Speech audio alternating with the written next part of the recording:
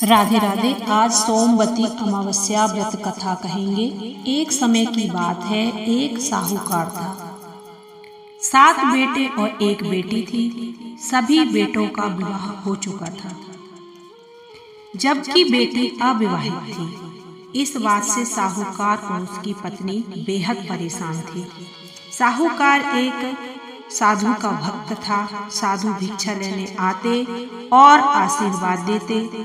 साहूकार की पत्नी ने देखा कि साधु सभी बहुओं को समृद्ध जीवन का आशीर्वाद देते हैं, लेकिन बेटी को कभी भी आशीर्वाद नहीं दिया। जब साधु से पूछा तो वे बिना कुछ कहे वहां से चले गए। इससे साहूकार की पत्नी बहुत चिंतित हो गई। वह एक पंडित के पास गई और अनुरोध किया कि उसकी बेटी की कुंडली पढ़े।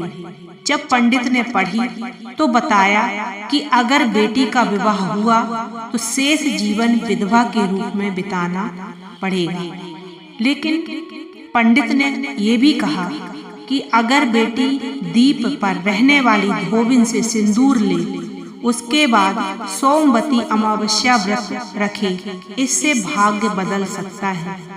साहूकार की बेटी भाई के साथ समुद्र तट की ओर चल पड़ी और समुद्र पार करने का तरीके की तलाश करने लगी।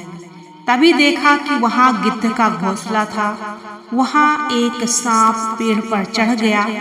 मादा गिद्ध द्वारा दिए गए सभी अंडों को खा गया। अन्य गिद्ध भोजन की तलाश में थे।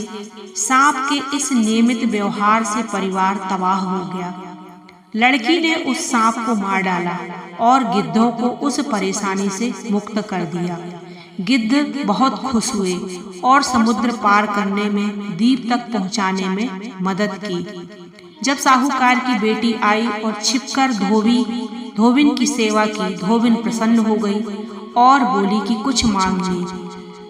तब जो पंडित ने सारी बातें कही थी, उसने धोबिन को सब बताया।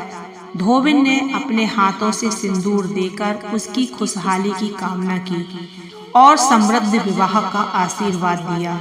इसके बाद साहूकार की बेटी ने सोमवती अमावस्या का व्रत किया और विवाह करके सुखी जीवन व्यतीत किया।